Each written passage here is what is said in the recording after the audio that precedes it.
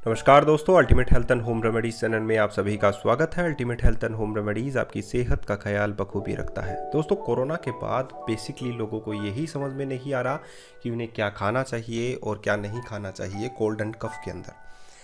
Cold and कफ जो है वो एक आम बात है, एक आम जो है समस्या है, शरीर की एक आम समस्या है जो कि बहुत सारे बैक्टीरियल इन्फेक्शन की वजह से भी हो सकती है और वायरल इन्फेक्शन की वजह से भी हो सकती है।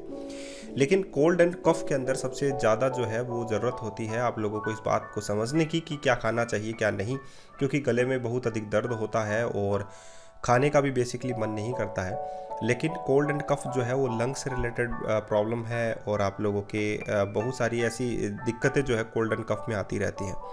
तो आप लोगों को जो है क्या खाना चाहिए क्या नहीं खाना चाहिए, क्योंकि टोटली डिपेंड करता है आप लोगों की इम्यूनिटी पर। जितना आप लोगों का इम्यून सिस्टम अच्छा होगा उतना ही जल्दी फास्ट रिकवरी आप लोगों की बॉडी के अंदर हो पाएगी। इम्यून सिस्टम को मजबूत रखना है और आप लोगों को हेल्दी रहना है तो आप लोगों को कुछ ऐसे फूड्स हैं जिन्हें आप लोगों को छोड़ना चाहिए।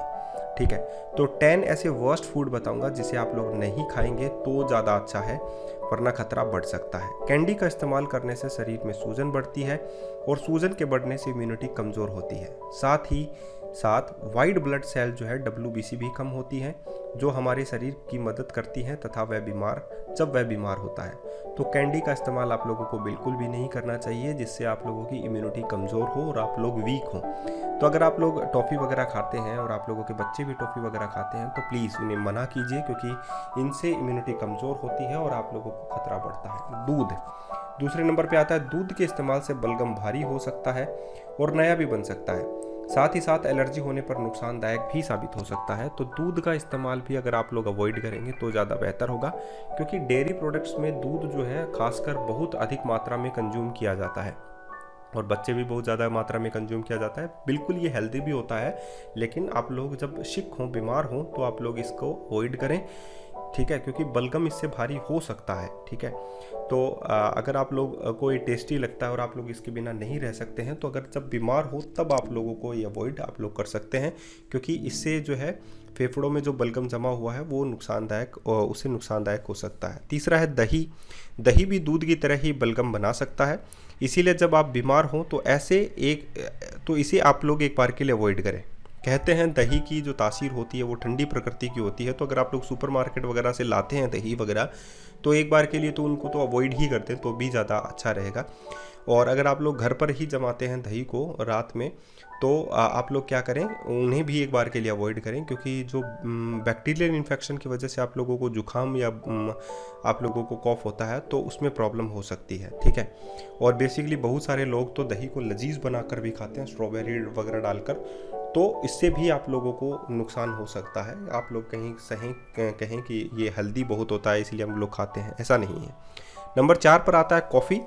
कॉफ़ी शरीर को डिहाइड्रेट करता है, इसीलिए इसका इस्तेमाल बीमार होने पर नहीं करें, क्योंकि इम्यूनिटी तब अच्छे तरीके से काम करती है जब आपका शरीर अच्छा होता है और हाइड्रेट रहता है। साथ ही साथ कॉफ़ी डायूरेटिक होती है, जो यूरिन अधिक आने का कारण भी बन सकती है। तो कॉफ़ी को पीने से अगर आप लोगों को यूरिन बहुत अधिक मात्रा में निकलता है तो बहुत अच्छी बात है। ये नहीं कि यूरिन निकलना नहीं चाहिए, यूरिन निकलना चाहिए, लेकिन प्लीज़ डिहाइड्रेट होने से आप लोगों की बॉडी वीकनेस हो सकती है और आप लोगों को प्रॉब्लम ज़्यादा बढ़ सकती है। इसीलिए कॉफ़ी का इस्तेमाल आप लोग जो हैं अगर सही रहें तभी आप लोग करें, वरना आप लोग जो हैं इसे अवॉइड करें तो ज़्यादा बेहतर होगा। कॉफ़ी जो है वो किन पर्पज़ों के लिए काम में ली जाती है वो मैं आप लोगों को ज़रूर बताऊंगा, लेकिन प्लीज़ अगर आप लोगों को कोल्ड एंड कफ है तो आप लोग कॉफ़ी एक बार के लिए अवॉइड करें, डिहाइड्रेट नहीं रहें और हाइड्रेट रहें, ताकि आप लोगों की इम्यूनिटी जल्दी आप लोगों को रिस्पॉन्स दे सके। नंबर 5 पर आता है ब्रेड। ब्रेड जो है ग्लूटीन में आता है। अगर आपको ग्लूटीन से ज़रा बहुत भी सेंसिटिविटी है तो आप लोग जुखाम में ब्रेड को अवॉइड करें, क्योंकि इसके इस्तेमाल से शरीर की सूजन में बढ़ोतरी हो सकती है और डेफिनेटली अगर सूजन में बढ़ोतरी रही तो आप लोगों का इम्यून सिस्टम जो है वो थोड़ा कम काम करेगा। और मैं ये कहूँगा सफ़ेद ब्रेड का इस्तेमाल तो बिल्कुल भी आप लोग नहीं करें और साथ ही आप लोग ब्रेड का इस्तेमाल भी नहीं करें। ठीक है, तो अगर आप लोगों की इम्यूनिटी कमज़ोर है तो आप लोगों को ऐसे फूड्स तो अवॉइड करने ही चाहिए, क्योंकि जुकाम बुखार में आप लोगों को ज़्यादा प्रॉब्लम नहीं हो, इसके लिए मैंने ये वीडियो जो है वो आप लोगों के लिए बनाया है। तो ये भी आप लोगों को इस्तेमाल में नहीं लेना चाहिए। पपीता बहुत सारे लोग सोचते हैं कि पपीता बहुत अच्छा होता है तो हमें खाना ही चाहिए, क्योंकि ये फ्रूट है तो इसका इस्तेमाल तो हम लोगों को करना ही चाहिए। पपीता खाने से कभी कभी नासिका के अंदर आपको सूजन महसूस हो सकती है, क्योंकि पपीता हिस्टामाइन रिलीज़ करता है। तो ऐसे फ्रूट्स, मैं जिनकी बात कर रहा हूँ, जो ऐसे फ्रूट्स जो हिस्टामाइन रिलीज़ करते हैं, उनको एक बार के लिए अवॉइड करना चाहिए, क्योंकि कभी कभी कॉन्गेशन हो सकता है नाक के अंदर। आप लोगों को ऐसे लग सकता है कि आप लोगों का बलगम जो है वो नाक के अंदर जमा हुआ है। तो इससे आप लोगों का जो इसको हम लोग हिंदी में बोलते हैं, जो साइंटिफिक घ्राण कोशिका आप लोगों की जो नाक के अंदर की होती है, वो सूजन सी महसूस करती है, जिससे आप लोगों की सांस लेने में आप लोगों को समस्या होती है। तो पपीते में भी हिस्टामाइन ज़्यादा निकलता है और केले में भी बहुत हिस्टामाइन जो है वो रिलीज़ होता है। तो जैसे मैंने आप लोगों को बता दिया कि पपीता है, केला है, हिस्टामाइन रिलीज़ करते हैं, जिससे सूजन बढ़ सकती है।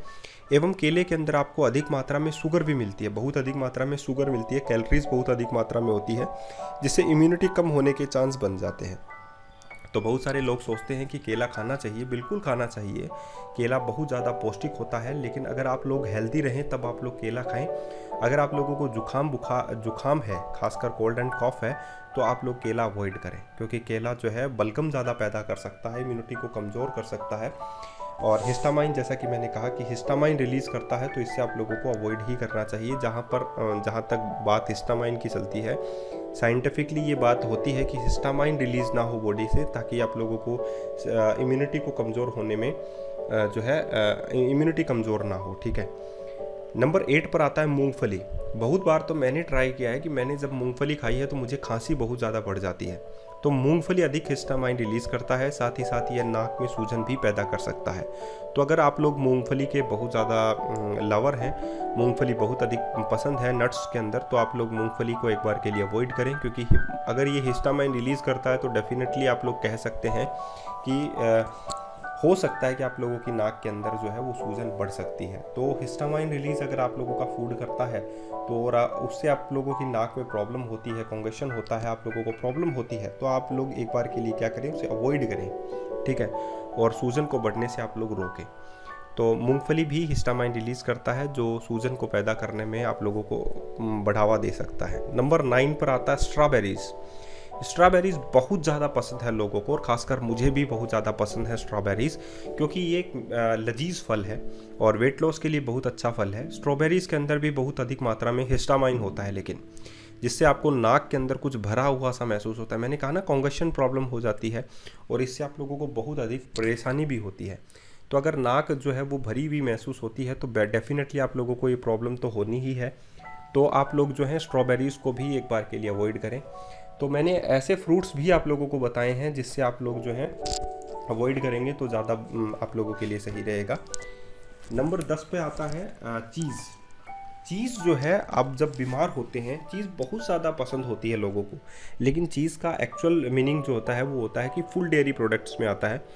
जब आप बीमार होते हैं तो आपका इम्यून सिस्टम ही आपके लिए आपका दोस्त होता है। तो उस समय आपको आपकी यही ड्यूटी बनती है कि आप इम्यून सिस्टम की मदद करें, जिससे उसे नुकसान ना पहुंचाएं। Full dairy products immune system के लिए कंफर्टेबल नहीं होते हैं। अगर मैं चीज़ स्लाइस की बात करूं तो इसे खाते ही बहुत जल्दी सूजन आती है, जो बीमारी में अच्छी नहीं होती है। आज के लिए इतना ही। धन्यवाद।